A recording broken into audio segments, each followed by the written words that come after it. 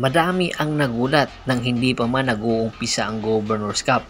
Ang import ng San Miguel Beermen na si Tauras Jugela ay hindi na nga nakapag-opisyal nakapaglaro sa Governors Cup. Agad-agad pinalitan na ito ng panibagong import ng San Miguel Beermen. At marami din ang nagsasabi ang number 12 pick ng San Miguel Beermen na si Aban Naba ay tuluyan na ngang pinakawalan at sinayang lang daw ito ng San Miguel Beermen. At nakita nga itong si Aban Naba na nagta-try out sa Tropang Giga at naglaro na nga ito sa tune-up game kontra sa Enrix Road Warriors. Ayon nga sa isang ulat, hindi daw binigyan ng kontrata itong si Aban Naba, pero ito si Chris Rosales ay binigyan ng kontrata ng San Miguel Beermen matapos nga ilagay ng Northport Batanguer sa free agent market. Katakataka lang dahil copy-pirma lang nitong si Chris Rosales ng contract extension sa Northport Batanguer pero pinakawalan at napunta sa San Miguel Beermen. Tuloy napansin ang San Miguel Beermen ang kanilang lineup ay pawang mga veterano at walang mga rookie. At marami tuloy rin ang nagsasabi, bakit nga ba? Ano bang dahilan kung bakit nagpalit agad ng import ang San Miguel Beermen? Alam naman natin, ang San Miguel Beermen walang swerte pagdating sa import. At kung mayroon mang import, hirap na hirap sila makakuha.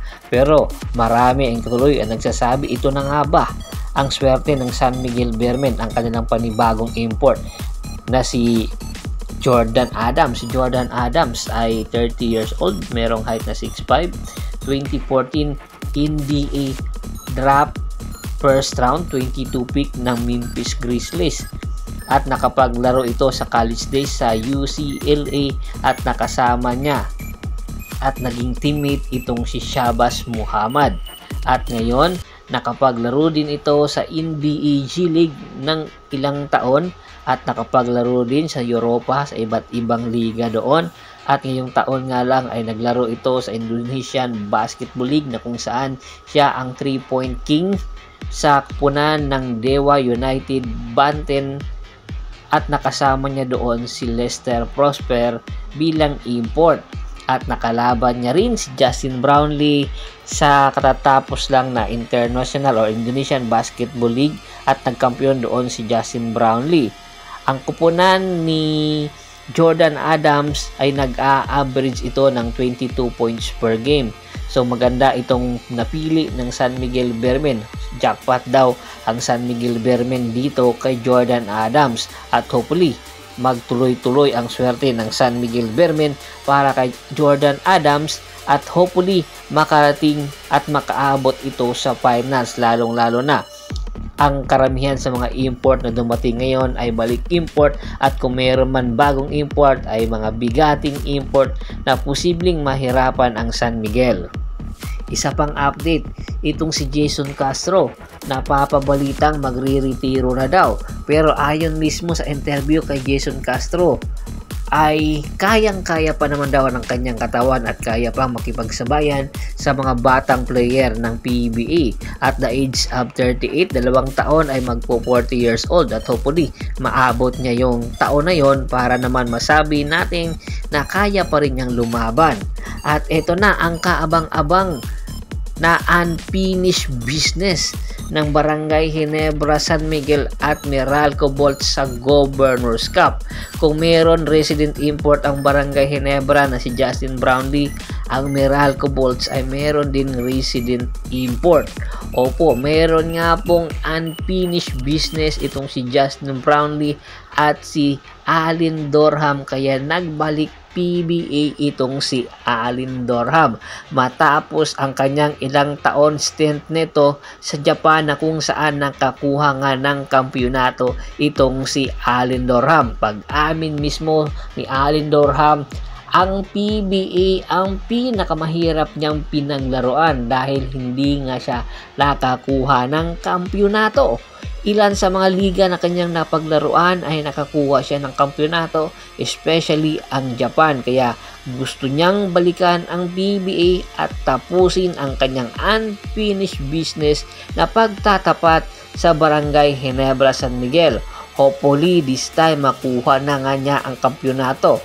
dahil na rin nakuha nga ng Meralco Bolts sa nakaraan conference sa All Filipino Cup ang kampyonato at hopefully daw magkasunod-sunod na ang kampyonato makuha ng Meralco Bolts, lalong-lalo na ang lineup ngayon ng Meralco Bolts ay mas lalong pinatindi at pinalakas at syempre sa pagbabalik nga ni Alin Dorham, dala niya ang kanyang credential na bilang champion sa Japan. Kaya inaasahan ito ng Meralco Bolts na pamumunuan nga ni Alin Dorham ang kampyonato ngayong Governors Cup. Ayon nga kay Alin Dorham, pang-apat na nilang tapat sa finals ni Justin Brownlee at ng Barangay Ginebra San Miguel at hopefully daw this time makuha niya na ang kampyonato. Pero si Justin Brownlee at ang Barangay Ginebra San Miguel hindi naman papayag na basta-basta makukuha. Napakaganda ng series ng Barangay at ng Meralco at hopefully magtapat sila muli sa finals. Ito ang dalangin ng dalawang import na posibleng magbanggaan anytime sa Governors Cup.